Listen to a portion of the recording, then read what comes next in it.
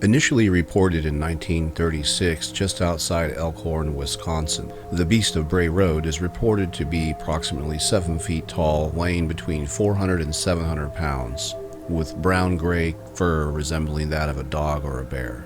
The beast is reported to have yellow glowing eyes with a terrifying werewolf-like head. In several incidents, it has demonstrated tremendous power with the ability to lift well over 500 pounds. Although fast and agile on 2 feet, it's much quicker on all fours. Vehicles have reported seeing it running through the trees as fast as 55 miles an hour. Some locals have attributed the sounds of unusually terrifying howls in the night to be that of the beast. There's a fair amount of disagreement among cryptozoologists as to how to label the Beast of Bray Road. The more conservative cryptozoologists prefer to label the Beast of Bray Road as a Bigfoot or hairy hominid. Of that conservative group, there are some that want to specifically connect it with the Wisconsin Bigfoot, known as the Bluff Monster or the Eddie. There's the more fringe cryptozoologists which prefer to label it as a werewolf, something of a cryptid canine. In the middle of those two extremes, there are the researchers that want to classify the Beast of Bray Road as a bear wolf or the indigenous dogman. There's inconsistencies in labeling the Beast of Bray Road as a Bigfoot, and the fact that it does not have a typical primate footprint. It has a canine footprint.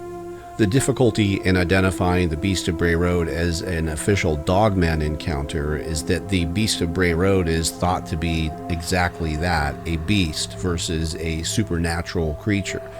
There are some that say the dogman couldn't be shot necessarily as easily as the Beast of Bray Road could be killed by a simple hunting rifle. There's a few instances where bears with mange have shocked people into thinking that they were some other creature. As a matter of fact, it's actually quite tragic, but these animals don't get the proper care because at first people are terrified by what they're seeing. Rather than calling wildlife authorities, they call the police. In the evening, the eyes of a bear glow quite brilliantly. They're very bright, and there's no mistaking when a bear is looking at you if you're shining a light at it in the night. That said, there's hundreds of sightings of the Beast of Bray Road. So bears with mange wouldn't necessarily explain all of them. There's been several sightings just north of Delavan Lake. There's a dense, marshy, wooded area that borders a senior living facility.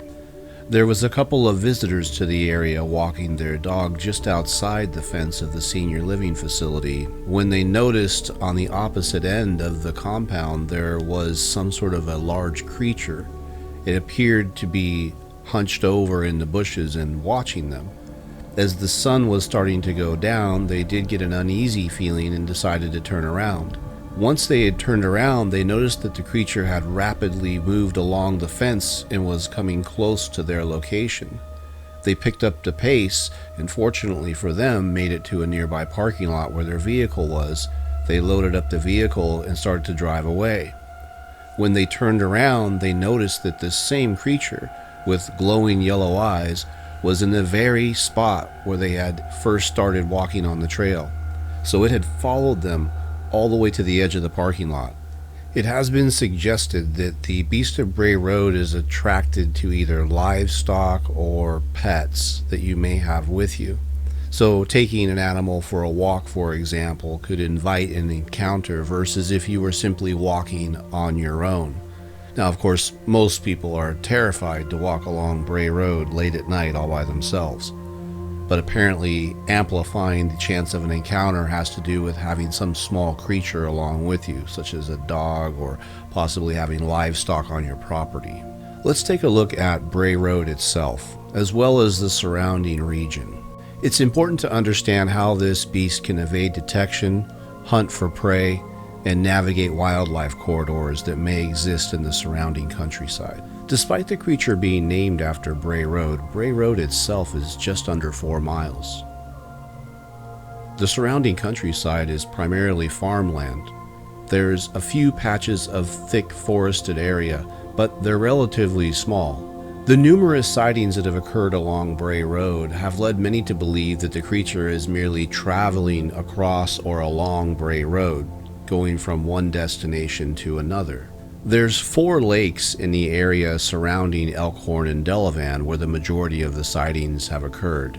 Lake Como, Delavan Lake, Lauderdale Lakes, and Lake Geneva, the largest of the lakes in the area, provide an excellent place for the creature to hide and evade human detection. While there's no doubt that the Beast of Bray Road is a terrifying creature to behold, there are numerous witnesses that have seen this creature and escaped unscathed. In fact, the creature's been known to eat roadkill and leave humans, for the most part, alone. Generally speaking, it doesn't go near any of the major urban areas, and it's only been spotted on these open country roads. There's 2 eyewitness accounts in particular that were very close calls. The creature was within 6 feet of these individuals, in one case taking the roadkill out of the back of a county worker's truck. Late one evening in the fall of 1989, the local bar manager was driving home from work, driving on Bray Road. It was a very quiet night. I saw something on the road. To Lori, it looked like some sort of animal hunched over in the middle of the road. She inched closer for a better view. I saw him kneeling on the road, like a person would kneel. I put my headlights on bright so I could see it.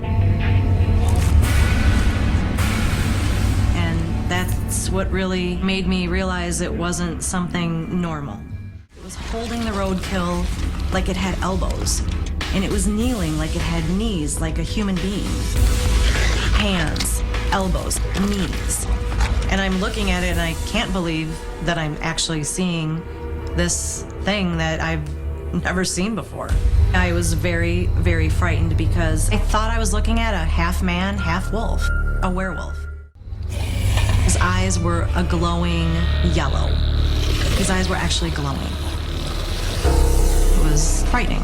I was looking at this creature and I felt pure terror.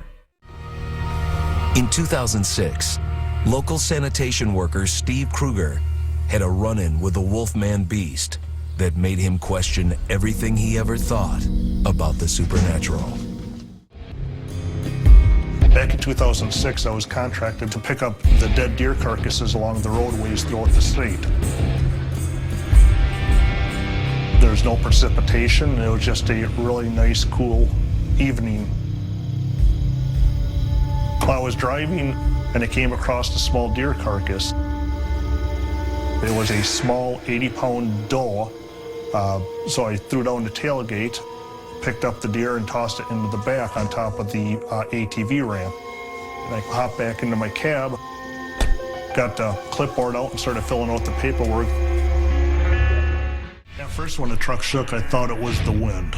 So I ignored it the first time, started filling out the paperwork again. When the truck rocked again, it couldn't be ignored. And really felt like something heavy got into the back end of the truck.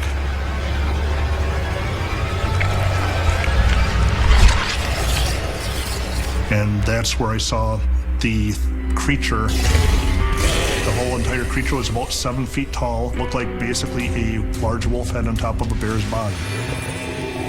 This was not a bear. Then, it made a move toward the front of the truck. Scared the dickens out of me. I became panicked and I realized I just needed to get out of there. It came down to a choice of fight or flight, and I chose the flight. To realize that there was a creature like that out there, that aggressive and that willing to get close to people, frightened me. Steve reported the incident to the sheriff. Patrols dispatched to the site found no clues about the monster. It was embarrassing at first. It got worse the next day.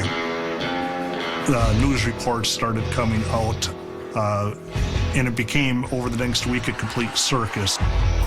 The story spread like wildfire. It went on national news, and the people closer to home who know me knew this wasn't something that I made up. Despite anyone else's reaction, Steve knows what he saw.